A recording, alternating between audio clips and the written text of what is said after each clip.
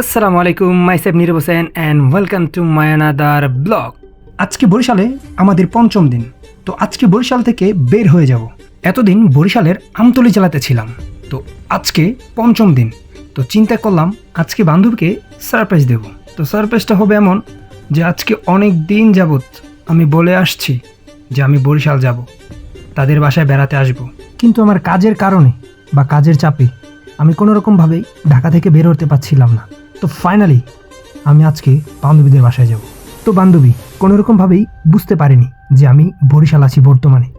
তো আজকে তাদের বাসার উদ্দেশ্যে রওনা দেব। আমতলী থেকে আমাদের সোজা যেতে হবে বরিশালের উপজেলা হিজলাদিতে। তো দেরি না করে বাসার সামনে থেকে অটো নিয়ে চলে আসলাম আমতলী বাজারে। আমতলী বাজার থেকে আমাদের গাড়ি নিয়ে সোজা যেতে হবে গড়িয়ারপাড় বাস স্টেশন। তো দেখতে দেখতে চলে আসলাম গড়িয়ারপাড় বাস স্টেশনে। বাস স্টেশনে আসার পরেই দেখি বাসমাম আমাদের জন্য দাঁড়িয়ে আছে, আমাদের নিয়ে যাবে বলে। হাতে সময় না থাকার কারণে তাড়াতাড়ি করে বাসে উঠে পড়লাম। টিকিটও কাটার সময় পেলাম না, আর একটু দেরি করলেই বাসমাম আমাদেরকে রেখেই সোজা চলে যেত। তাই টিকিট না কেটেই গাড়িতে উঠে বসে পড়লাম। তার কিছুক্ষণ পরে হেল্পার মামা এসে আমাদেরকে একটা ইন্টারন্যাশনাল টিকিট ধরিয়ে দিল। টিকিটের মূল্য ছিল জনপ্রতি 140 টাকা করে। আমাদের সিট নাম্বার ছিল 21 নাম্বার আর 22 নাম্বার। এখন শুধু অপেক্ষা করছি কখন বাসটি ছাড়বে। হেল্পার মামা প্রথম বলেছিল হাতে শুধু 5 মিনিট সময় আছে, কিন্তু এখন দেখি রাস্তার আশেপাশের মানুষদেরকে টেনে টুনে সবাইকে গাড়িতে তোলার চেষ্টা করছে। কি আর করার, এখন শুধু অপেক্ষা করতে হবে বাসটি কখন ছাড়বে। আলহামদুলিল্লাহ, অবশেষে বাস মামা রওনা হলো তার গন্তব্যস্থানে।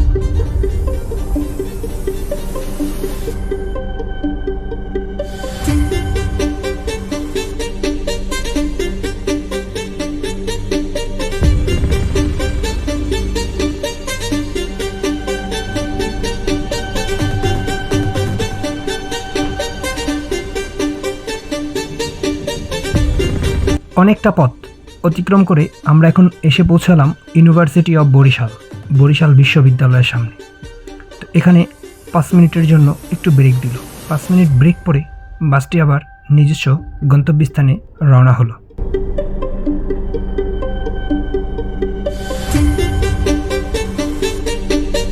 ও, এখানে একটু সমস্যা হয়েছে। বাসটি একটু সমস্যার কারণে সামনের দিকে আর যেতে পারছে না। তাই আমাদের এখন বাস থেকে নেমে একটি অটো ধরে আমাদের এখন চলে যেতে হবে বরিশাল মেন সদরে, কারণ ওখান থেকেই রহমতপুর স্টেশনের বাস পাওয়া যাবে।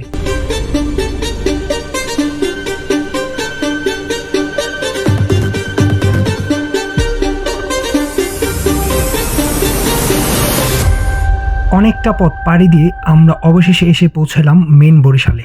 এখান থেকে আমরা একটা অটো নিয়ে রওনা দেব রহমতপুর বাস স্টেশনের উদ্দেশ্যে, কারণ ওখান থেকে আমাদের যেতে হবে হিজলাদি। আজকের এই যাত্রাটি একবারে ভিন্ন রকম, কারণ আমরা যে জায়গায় যাচ্ছি সেই জায়গা আমিও চিনি না, আমার সাথে সুমন যাচ্ছে ও চিনি না। তো আমরা গুগল ম্যাপ ধরে ধরে সামনের দিকে আগাচ্ছি। দেখা যাক সামনে আমাদের কি আছে।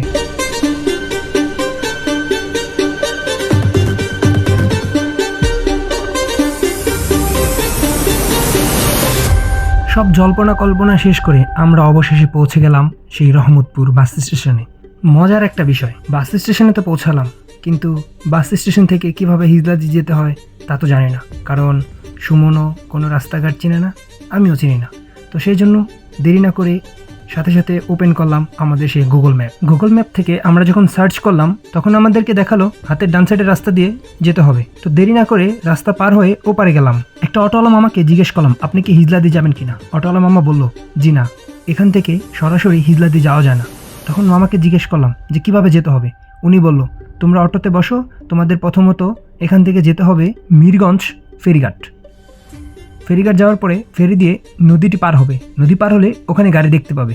তো আর কি করার, অটোতে উঠে বসে পড়লাম মিরগঞ্জ লঞ্চঘাট যাওয়ার উদ্দেশ্যে। অবশ্যই 30 থেকে 40 মিনিট পর চলে আসলাম সেই মিরগঞ্জ লঞ্চঘাটে। ও, একটি মজার বিষয়, যখন আমরা লঞ্চঘাটে যাওয়ার পর এই ফেরিটির উপরে উঠতে গেলাম তখন এখান থেকে কিছু চার্জ করা হলো, যা 10 থেকে 20 টাকা করে দুজনকে দিতে হলো। তো এখন আমাদের নৌকা দিয়ে নদীটি পার হতে হবে। তো দেরি না করে নৌকাতে উঠে বসে পড়লাম।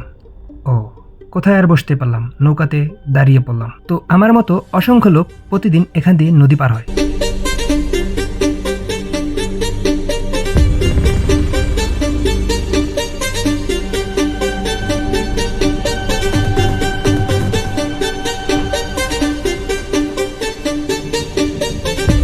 নৌকাটি যখন চলতেছিল তখন মনে একটু একটু ভয় কাজ করতেছিল। পরে চিন্তা করলাম কিসের ভয়, কোনো ভয় নেই। আর ভয়টা স্বাভাবিক একটু কাজ করবে, কারণ নৌকা অনুযায়ী নৌকার লোক ছিল অনেক বেশি, সেজন্য একটু একটু ভয় কাজ করতেছিল।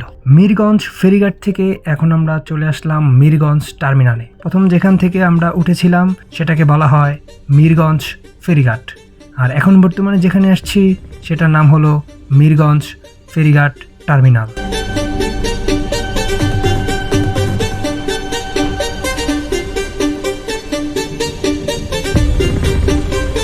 সুমন আমাকে হাত নেড়ে ডাকছিল যে সামনে গাড়ি দেখা যাচ্ছে, চলো আমাদের ওখানে যেতে হবে। ওখানে গেলেই আমরা হিজলাদি যাওয়ার গাড়ি পাবো। তো আর কি করার, সবার সাথে সাথে আমরাও সামনের দিকে হাঁটতে থাকলাম।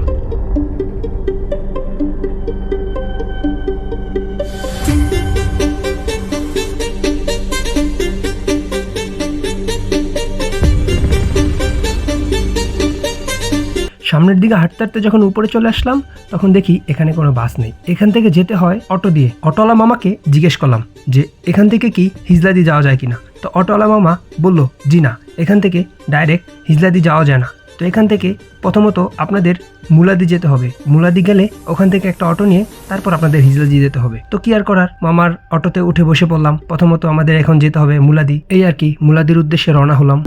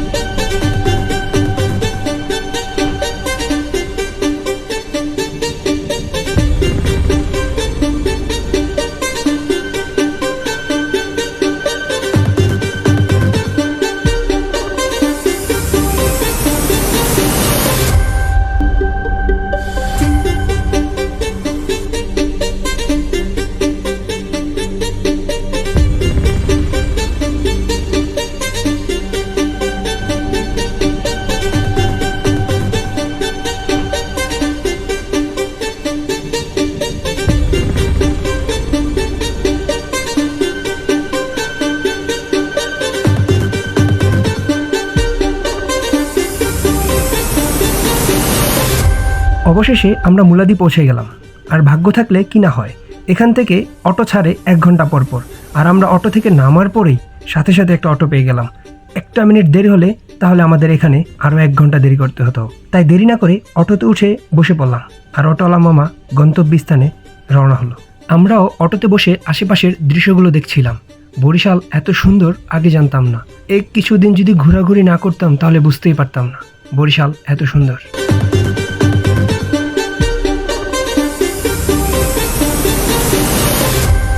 অবশেষে আমরা পৌঁছে গেলাম বরিশাল উপজেলা হিজলাদিতে। আর গাড়ি থেকে নেমেই একটু সামনে আগাতেই দেখি আমার বান্ধবী আমার জন্য দাঁড়িয়ে আছে। বড় ভাইয়া এবং বড় আপু আমাদের জন্য দাঁড়িয়ে দাঁড়িয়ে অপেক্ষা করছে। সারাদিনের কঠোর পরিশ্রমের পরে অবশেষে দেখা হলো আমার বান্ধবীর সাথে। বাসা থেকে সকাল 8টা বাজে রওনা দিয়েছিলাম, আর এখন সন্ধ্যা 6টা বাজে। অবশেষে তাদেরকে খুঁজে পেলাম। এখন শুধু অপেক্ষা আন্টি আঙ্কেলের সাথে দেখা করা। আর বরিশালে সবচাইতে জনপ্রিয় একটি যানবাহনের ভিতর হলো ভ্যানগাড়ি। বরিশালের ভ্যানগাড়িতে না উঠলে মজাই পাবেন না। বরিশালের ভ্যানগাড়িতে করে রওনা হলাম বাসার উদ্দেশ্যে।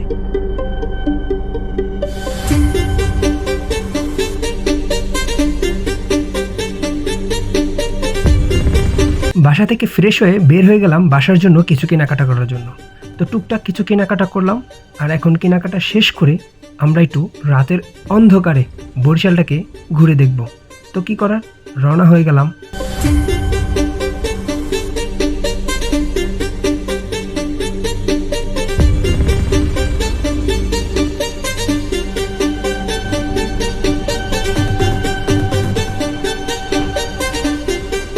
আজকের ভিডিওটা এই পর্যন্তই।